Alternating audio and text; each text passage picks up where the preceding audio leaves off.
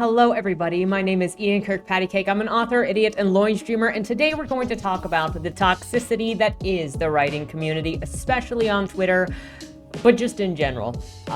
If you're an author or a writer starting out, or somebody that's looking into the journey, I'm gonna highly recommend that you stay away from the writing community on Twitter. That's not to say don't connect with other authors or writers, don't connect with other people, but connect with people because you like what they do, or you feel like you like their personality and would like to get to know them better.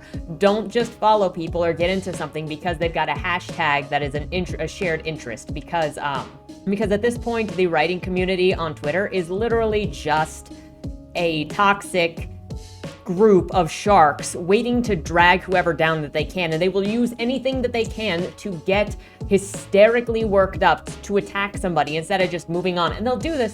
They'll use whatever they can. They'll befriend you, they'll watch you until you do something or say something that is slightly they don't like it, and then they will use that to attack you and boost their ego, boost their positioning, and then try to sell you stuff. We saw this with Ray Knowles, we saw this with Haley Hughes, and it's just a disaster area. I'm going to show you two more things that I saw just over the last day and a half, 2 days. And that further proves this, that it is just a liability, and these are just like angry people that can't focus on anything but tearing other people down. And also, surprisingly, there is quite the lack of reading comprehension within the writing community. Hot take. People would just rather be angry than move on. But before we get started, number one, if you enjoy what I do here on the channel, please remember to like, share, and subscribe for more. Number two, if you would like to be featured on the channel, check out the links down in the description below. Number one way to be featured is through Lamwai, the monthly prompt writing contest, where I give you a prompt, you write a short story using that prompt, and on the first Monday video of the month, we bask in the creativity here on the channel because you guys are incredible. The second way to be featured is if you are an indie author and you have a book out or a book that is coming out. If you submit your first chapter and your cover, they will be read here. It'll be read here on the channel to hopefully help more readers find your work, because your story deserves to be discovered for the work that you put into making it happen. The third thing is, if you would like to check out any of my books, they are also linked down in the description below. You can get them at any of your favorite places to get books, including the library if you request them. With that said, let's just jump into the topic here. Obviously, this is going to be a hot take video, and one of the things that I like to do on this channel is to create conversations, especially around writing topics or writing community etiquette or what is happening in the writing community, because it might not seem like a big deal, but the stuff that you see going on within the writing community is stuff that also happens in organizations. It's stuff that happens in local critique groups, and it kind of sets the culture of what is acceptable and what people are doing. And it also, I think, a light needs to be shown on a lot of this stuff, because authors are afraid to speak out, because if authors say anything about anything, they get attacked. So there's really nobody protecting other authors from these attacks, because then you will become a pariah as well. So now, I'm not saying that everything that we're going to be talking about today is the best version of everything, but I want to share what I'm seeing, and I would love to get your opinions on it in the comments below. Obviously, I'm going to have my opinions, and I'm going to share what I see, my thoughts, and then I would love to hear yours. And hey, if you've got different opinions on anything, there's no big deal. There were two attacks going around this week that I want to share, and they're very different in the way that they're very different in the target, but they're very similar in the operation. So the first here is going to be from Christopher D. Brand, where he's got this screen cap where he said, "I'm no marketing genius, but this does not seem like a wise strategy to me." And he's captured this picture of Alice Cadence, Larissa Beresford, saying, "Why do Twitter readers, hashtag book talk, hate Twitter authors, hashtag writing community? Why do you fuckers only seem to read shit that is trending on TikTok when there's lots of great gems by barely known writers to be found right here? You ask for book recs and then get annoyed when we show you our books. Do you ever read, or are you just wasting everyone's time? Sorry, we don't have thousands of adoring fans to recommend our books for us. Do you know what we need to get to that point where we don't have to self-promote? More fucking readers." So clearly, she's not tagging anybody. She's talking into the void of whatever on her own Twitter page. And is it brash? Is it crass? Yes. Is it insulting? Yes. Is it on her page? Yes. As far as I'm concerned, this is the same as any reader going off and insulting authors, because I've seen readers going off and insulting all authors and all indie authors especially, and it's venting. Is it a great strategy? But does it matter? Not in the long run. There's like nobody's seeing it except for when Christopher decides that he wants to make this a thing. Now, you could just say, this is tasteless, this is anger, not super professional, and then just move on. But instead, we've got Christopher making a big deal out of it. And not only that, so people saw this and obviously got offended. And there was a further one. Somebody responded saying, it must be great to be able to buy all the books that you want, but some of us are on a fixed income. Some of us eat once a day, and that's what we can afford. B, I must be an old, because I still think rude is rude. And so then Alice responded, A, it's rare I get accused of being well off, but you do sound poor as fuck. B, they say that it takes one to know one, and yes, you're being a So again, being aggressive, being sassy, likely has been receiving rude comments all day, which, really doesn't excuse also being rude back. But I can't get behind Christopher saying, hey, this person is worse when somebody tries to engage. One person is being aggressive, so the other person is being aggressive back. That's just what happens. I'm not going to hold people to different standards, but we're jumping on holding different people to different standards based on whatever we consider them an oppressed class or a non-oppressed class. And for some reason, authors are oppressors and reviewers/readers are the oppressed, regardless of how big their following might be, regardless of the fact that if you're an author, you're apparently not allowed to say anything. This could have just blown over and been absolutely nothing. But that's one of the problems with outrage farming, is you have to find things to make people upset, to get people riled up about so that they engage with you. I mean, look at this, 54,000 views since 2 days ago. Meanwhile, look at these other ones. This is from July. This is from months ago. 1,600 views. This is from yesterday. Oh, this is from 20 minutes ago. 141 views. 79 views. 1,134 views. That's just a retweet. He was also part of this bombarding by John Morrow onto somebody else. So his views are majorly down, except for, outrage farming, this thing, which got clicks and views. And that's been one of the biggest problems for the last couple of years, for the last decade and a half, is building a base based on anger, based on an angry response, based on targeting somebody and pouncing on them. And you can say that this is inappropriate because, frankly, it is inappropriate. It's not the greatest way to act publicly, but in the grand scheme of things, it's nothing. There are terrible people, terrible actions happening all over Twitter of people lashing out, of people saying rude things, and it's just like, whatever, right? You don't need to target like this. And it looks even more like targeting when you go through his comments and all over the place, he is spamming this response to be like, it gets worse. She's terrible. It gets worse. So like, what is the goal here other than to publicly shame somebody and to just do this? So everybody has bad days. Is it not okay anymore for people to make mistakes, for people to look stupid? This would literally be nothing if you didn't encourage it by focusing on it. So then we go over to John Morrow here, who is the other case that has been going around this week. And he posted, talk about petty. My teenage daughter published an honest review of Illborn by Daniel T. Jackson, which was critical of his sexualized treatment of a teenage girl in the book and other aspects of the novel, and he immediately responded by blocking me on Twitter. How mean. So a couple of things here. Number one, you do not have a right to access to anybody at any time that you want. Two, we have no idea why Daniel here had blocked John, because we're only getting John's perspective on when it happened, how it happened, if it happened that way at all. Number three, this is appealing to you, hardcore, your emotions. My teenage daughter published this about sexualized teenage girls. So it wants you to specifically look at victimized women and then be like, this guy is a bad person because he's victimizing women, both my daughter and the girls in this book who are basically the same. That is a manipulation tactic. This is also not fair. I haven't read Illborn, so I'm not going to talk on the contents of Illborn, but books can contain bad things that they are not condoning. So boiling something down to, oh, it did this thing, which means this person is a bad person. You don't get the full picture of what created that character, why that character was the way that they were, how that was resolved, how that was treated. So this specifically is literally just to paint the book and the character as a bad person so that John Morrow could get sympathy by saying, hey, I was blocked. Bro, you do not have access to people, and it worked, okay? Look again, we've got 59.6 thousand views in 2 days because he is what? He is rage baiting. He is calling himself a victim. He is using his daughter as a means to be a victim because we've seen this over and over again. Again, look at Ray Knowles and Haley Hugh. They both do this thing where they say, look at the poor female is the victim to the man, you got to protect the woman, because they know that it works as a manipulation tactic. And then you've got this thing just so full of, I cannot believe this author blocked you, how babyish of him, all of these things saying, we support your daughter, she's so well speaking. As an author who has a teenage daughter herself, this is rather annoying. Why is it annoying? The teenage daughter also does not have free access to whoever she wants. Nobody does. And here, you can't please everyone. It's impossible. That said, by publishing, authors are asking for public opinion. I met one literary hero at a con and told him how he inspired me to write and that I hadn't had a negative review yet. His response was, you haven't sold enough books yet. Yeah, you do.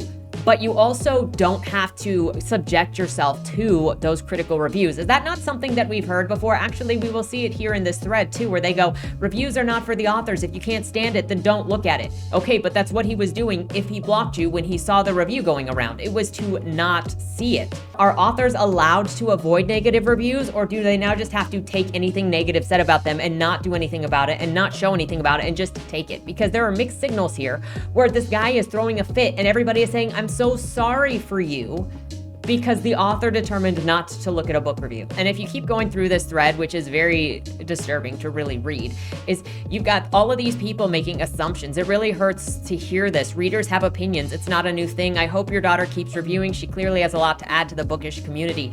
Nobody said anything. As far as I know, nobody has said anything about her not being able to. It's the author just not engaging with this person or with this review. And I thought that's what authors were supposed to do. Is it not? You know, down here with Shannon Quinn, I'm not sure how many times it needs to be said, but reviews are for readers, not authors. They are there to help other readers determine whether or not they think that they would enjoy the book. Not every book is for every reader, and if you choose to read the reviews, that's on you. Yeah, but he didn't engage. Again, we've got a false narrative here saying, oh, he's responded to the review. He didn't respond to the review. He blocked somebody. For whatever reason, he blocked somebody. And that is not anybody's business. That's not a poor decision for an author to make. It's the same thing as not checking reviews, is it not? So what are authors allowed to do?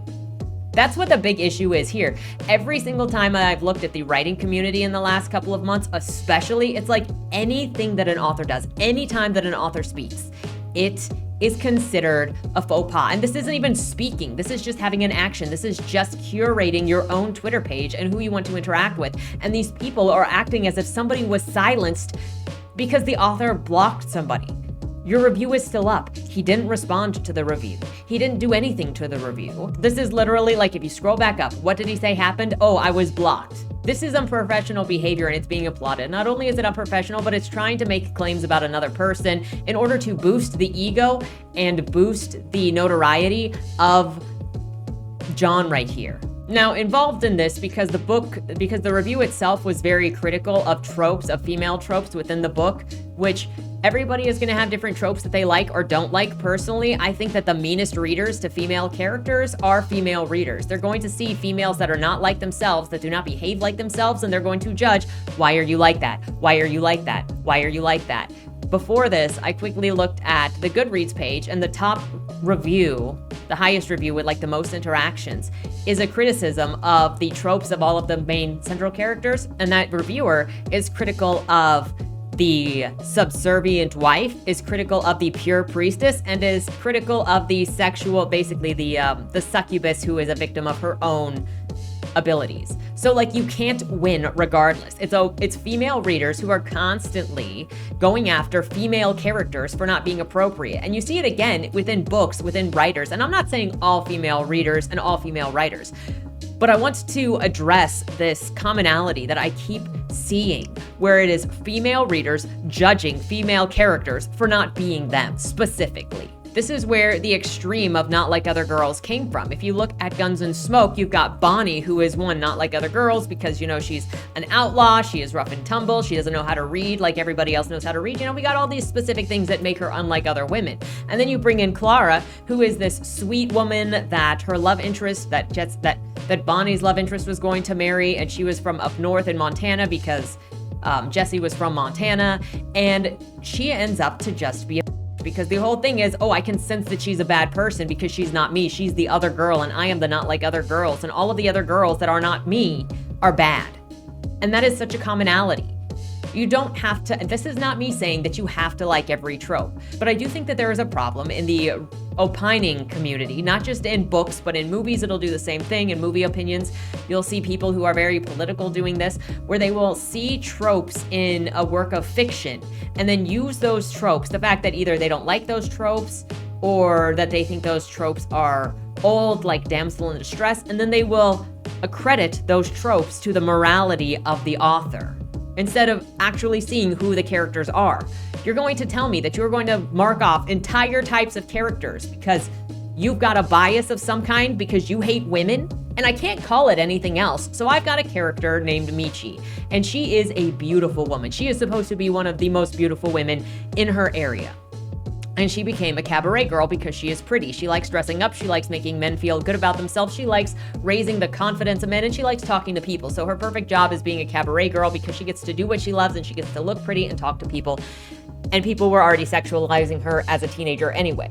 And that's actually part of her storyline, is she is ridiculously beautiful. She is ridiculously sexy, but she is also really sweet. In high school, she suddenly started developing this very adult body that took her from being like she got along with all of her female friends to now her female friends were sexualizing her because boys were looking at her in a different way. And so the girls got mad at her for being sexy, not fitting in her uniform the same way as before, because obviously she developed. So these other girls in her class started getting antagonistic toward her. Not only that, but once she gets out of school, you've got people that see her as this sexy woman and they assume what her personality is like and they mark off what she is actually like. They make judgments about who she is.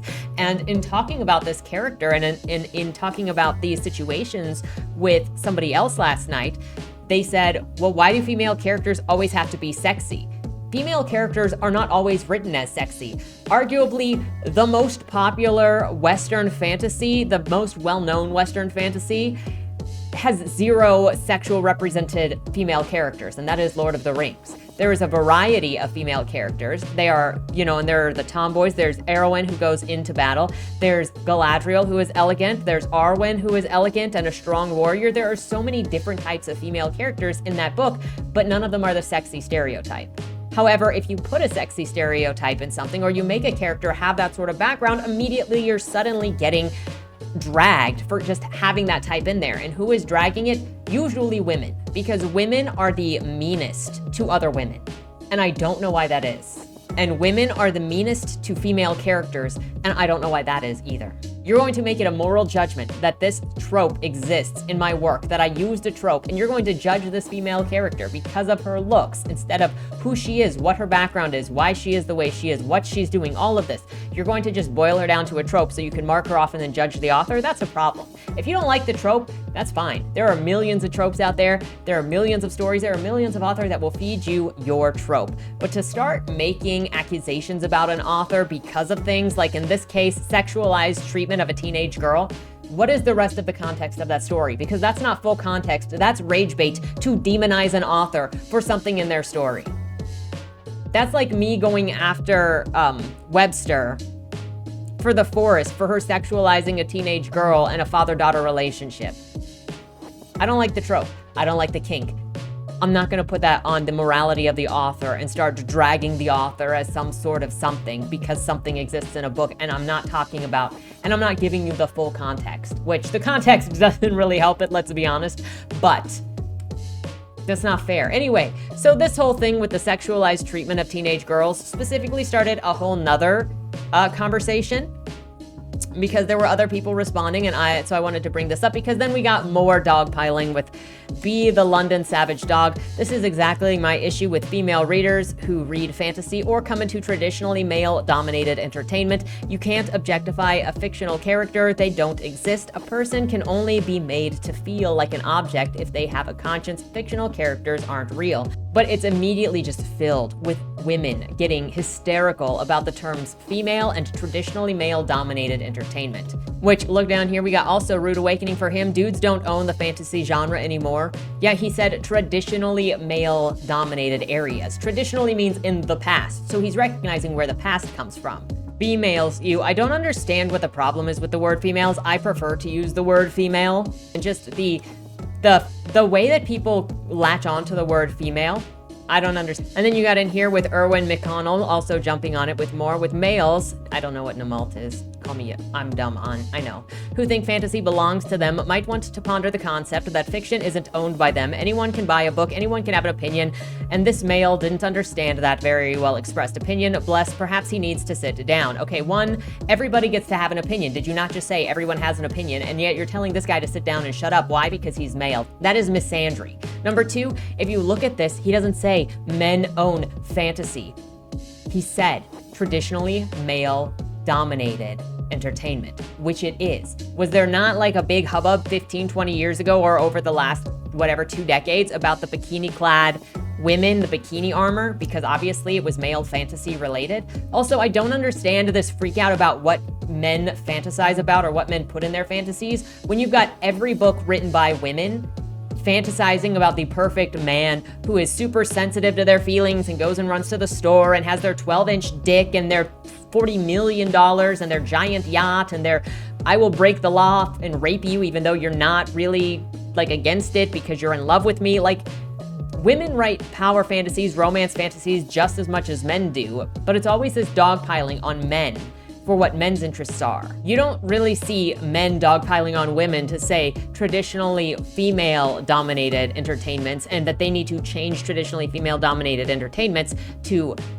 have more elements that appeal to men. And here you got Ted Word, didn't know that it was expressly forbidden for females to read fantasy. That wasn't said. Can people stop trying to farm outrage by making up what other people are saying just to make things worse? So then after the hubbub going down with John Morrow the other day, this happened, the blocking announcement happened on September 11th.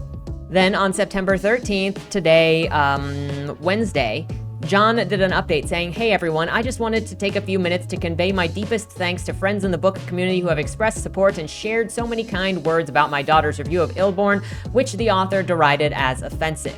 So scrolling down, he goes, "I've been shielding her from this since she doesn't need this kind of drama as she focuses on schoolwork, but last night I gave her a summary of events and shared so many of the wonderful uplifting comments from people from across the community." So you're shielding her from it, but also you just want to tell her so that you can then tell Twitter that you did a good thing by telling your daughter. And then again, mine for interactions using your daughter as a victim. This is the kind of scummy behavior I am so sick of seeing. I told her how proud that I am of her for being able to write such an objective, thorough, constructive review with all the criticisms backed by evidence from the text. I also, oh my gosh, this is also here is to demonize the author. Like, it's your interpretation, whatever it is, it's your interpretation of whatever. But like, you're trying so hard to say, my daughter was in the right and this guy was in the wrong. Stop, just stop. I also told her that her review helped inspire other people to finally speak up about their own experiences with this author, who apparently has a long history of mistreating reviewers who expressed any type of criticism, even constructive criticism. Show it. Where are the receipts? Because you are just making a campaign against this person, and blocking somebody is not abuse. Where are the receipts? I'm so sick of people making flat accusations to destroy another person's character. You kill a man by destroying his reputation. That is what Johnny Depp went through with the Amber Heard trials for years. You know what you're doing, and it's sickening. I see that the author is now casting himself as a victim rather than taking responsibility for a situation that is entirely his own making, which is sad, but not surprising. But enough about him. Again, why are you insulting the author? All he did was block you. That is the only thing that you have posted that he has done. What situation did he create? That he didn't read a review and so he blocked you? Or he didn't want to see a review so he blocked you? What did he do? What are authors allowed to do? And then I just want to say thank you, blah, blah, blah, for your kind words of support, especially to my daughter, who is my hero and inspiration, sending love. And again, he's using women to bolster his attention. I'm sorry, but this is so fake to me. So moving on, this is such a problem. This is such a heavy problem because during all of this going down yesterday, you saw a lot of comments like this saying, "I'm a book blogger, reviewer, and an author, but the past few days have been hard for me to review. I wonder if I'm allowed to review books and if I can give my opinion without self-censorship." That is all a decision that you have to make. talking about books, doing book reviews, depending on the way that you deliver book reviews, is always going to be kind of sketchy, especially depending on the kinds of books that you read. You are not the only person that goes through this. I've had to question whether or not I wanted to post a review, and I have been scared to post reviews because of the contents of the books. I have been going through the ALA books, the banned books list, and talking about the contents of the books and criticizing the contents of the books. As you might guess, there is some questionable content in there.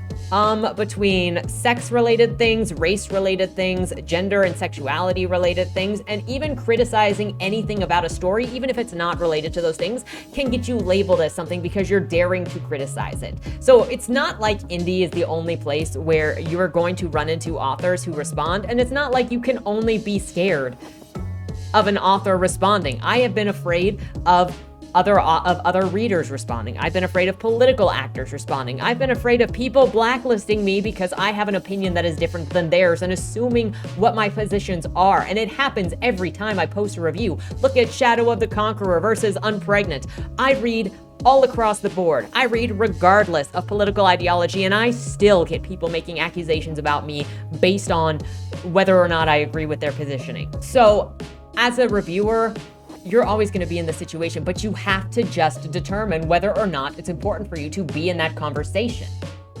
You're not special to be scared. Further down here, she goes, because reviewing a friend's book or another indie author might be seen as nepotism. A high rating might be biased because of our relationship.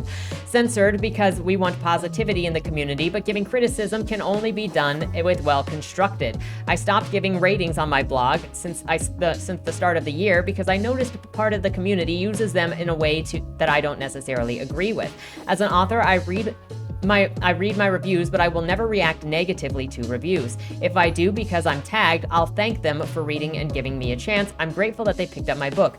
I have this feeling about sometimes I have a safe space to vent, and I also won't use those words publicly to humor or ridicule, not even if it's at my own expense. I want my readers to feel safe. That's why I have content warnings in my books, and that's why I'm responding to negative reviews. That's why my books are generally hopeful. I want this community to be a safe space. Book Twitter has a long history of scandal, and I don't want to go into it, but I strongly condemn any hurt to be past authors and reviewers. This goes both ways. Review bombing is bad. Leaving negative or hostile comments on a review of your book is bad, but when this hate crosses boundaries into DMs or other platforms, phone calls, or even stalking, it's beyond bad.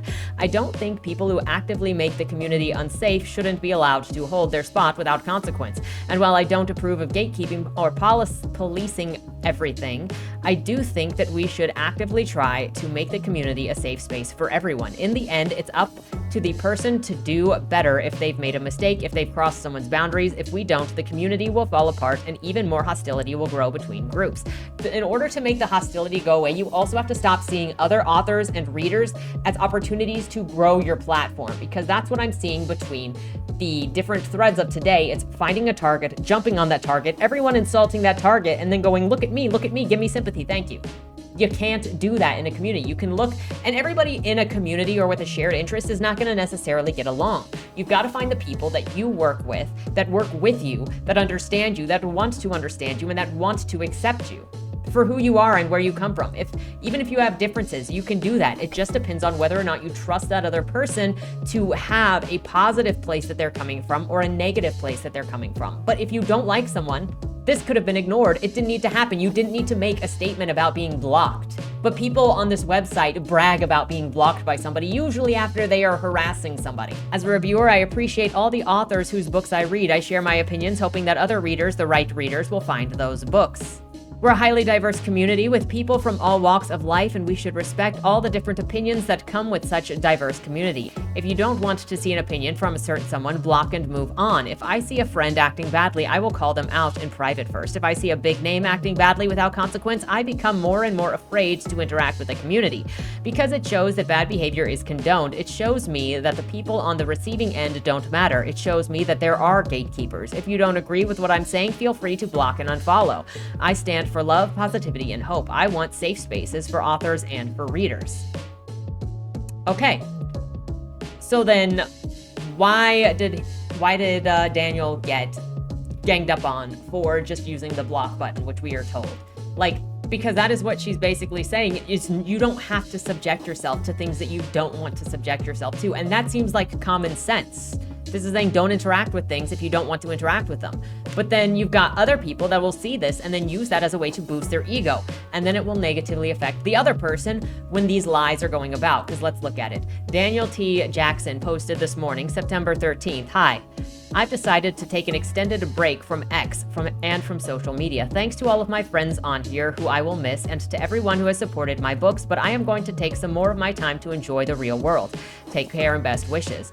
On Monday, I committed the apparent heinous crime of blocking the X account of someone with whom I had no prior relationship and who was circulating a review which I found offensive. I did not publicize this action. For the record, I have not otherwise attacked or criticized the person who articulated the review or the reviewer, and I had no idea who the latter was, their age, or their relationship to the circulator. Nor have I ever disputed anyone's entitlement to write whatever review they want. I hope that uproar of the last few days, which for the avoidance of doubt was initiated by her father and not by me, has not been upsetting to the reviewer. Since Monday, however, I have become the target of increasingly hysterical hatred and vitriolic personal attacks by what has become an online lynch mob, and this continuously just keeps happening.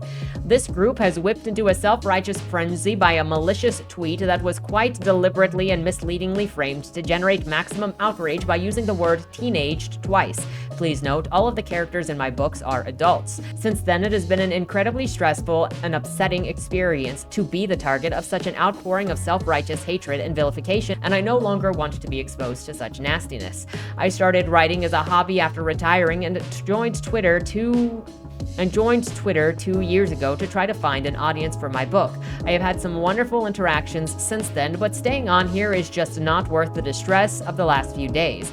I am now going to spend my time hiking, cycling, reading, and writing, continue book 3 at my own pace, volunteering for charity, and generally enjoying my life and my retirement with my family and friends who actually know me and know that I'm a good person.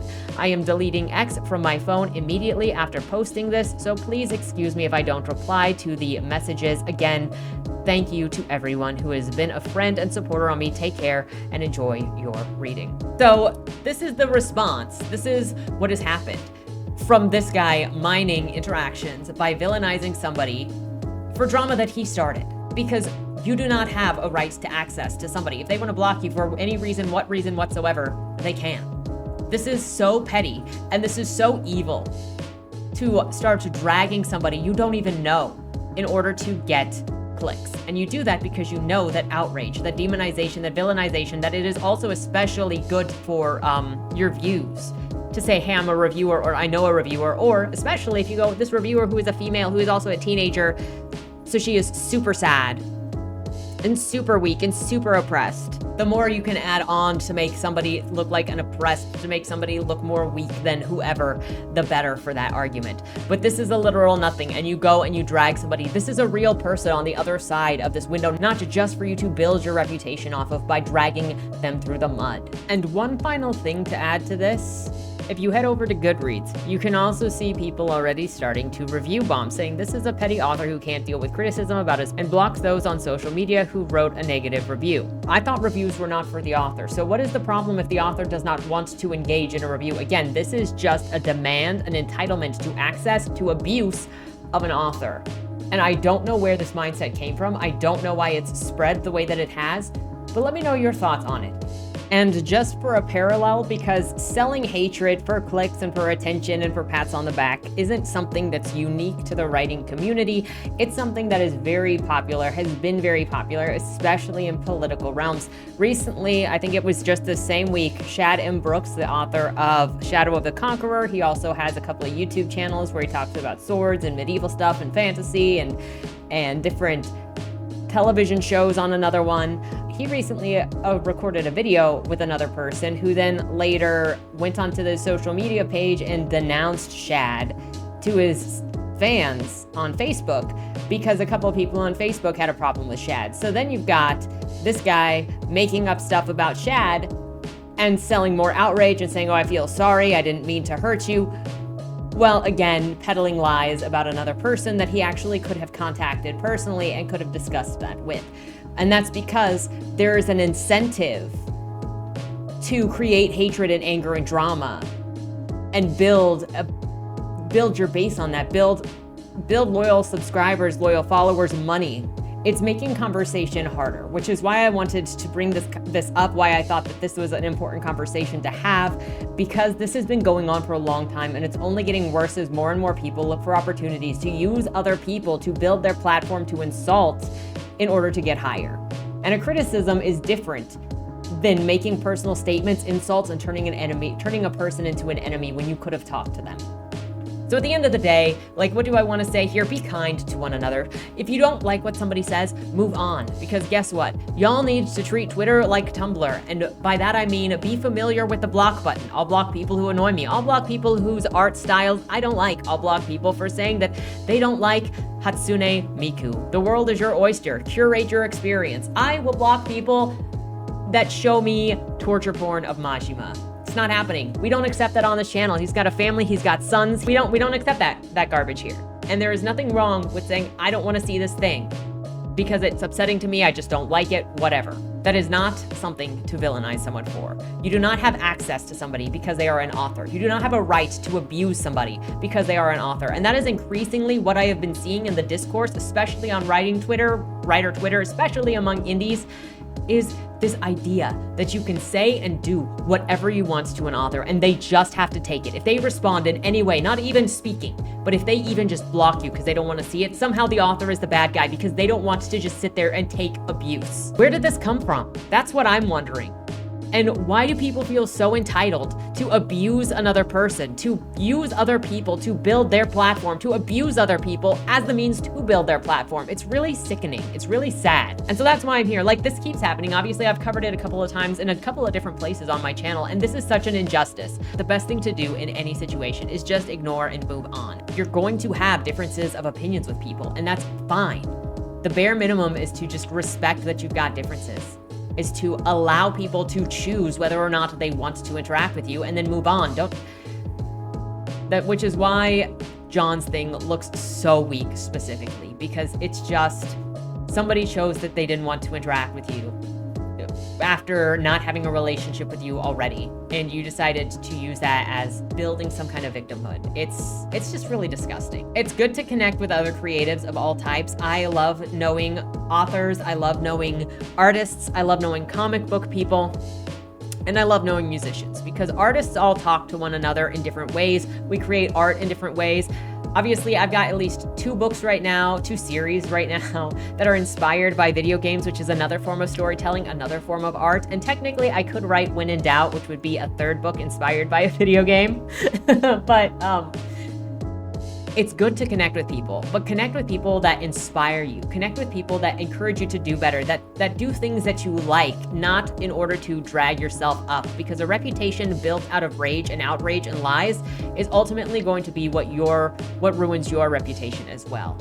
It's so easy to forget when you're looking at a computer screen that there are people on the other side of this, and then you end up abusing people or taking things in the worst possible way. And it's so cheap to play up the victimhood, to try to get attention, to try to be boosted, and to demonize what is another person. That person has a life. That person is not whoever you think they are or whoever you're claiming they are. And by doing this, it's just really sad to see the hatred, not just between people, but the hatred of men. Because again, I can't look at this as anything other than misandry from John, because he's specifically targeting Daniel over female characters, talking about his daughter, outlining his daughter, and making this a man versus woman, adult versus teenager thing. It is sickening. Anyway, those are my thoughts on this subject. What are authors to even do? What is anybody to do when everything is just like everything you do is wrong and you're just supposed to take abuse? Is that where we are now? Is you're supposed to take abuse? Because that's what I'm getting from the writing community, is you're not allowed to say anything. You're not allowed to do anything. Whatever people say about you is true, and screw you, I guess. Looking forward to your guys' comments. I feel like this is a really big issue within the writing community, especially as authors are told to go and engage with each other, engage with the reviewers, engage with readers. And then this is what happens constantly. So I'm really looking forward to your guys' thoughts on what is happening. I think there are lots of opinions to be had around what is happening that are very diverse that I can't even guess where they are. Obviously, even I disagree with a lot of the responses here. And so Looking forward to the conversation down in the comments below. With that said, thank you so much for watching. Have a great weekend, and don't die. Was that Wayland Cross in the trunk? Do you know, or is that something that's still being figured out? The person in the trunk was not Wayland Cross. Is he in trouble? We don't know who did it, but as the owner of the car, the longer he's missing, the worse it looks for him. Cross isn't a killer. For the last couple of years, the average number of murders in Baltimore has been over 300, and it's been going up. Mind you, that's only whatever the badges count as official murder, and believe me, there are people that don't count when they die. Wayland? If you're down here, tell me. I'm not talking to the badges, I've been looking for you. They found a body in your trunk. Why? Did you do that? To the left, plain black letters read along the wall, "You walked in the corridor. Once that ends, you chose the dark is on the right." My vision goes blurry, flickers black and black and black for longer intervals until I can't see anything at all. I'm not screaming anymore, but my voice echoes back to me. Where the hell am I? You're dead, Josephine. Even smart people do stupid shit sometimes, right?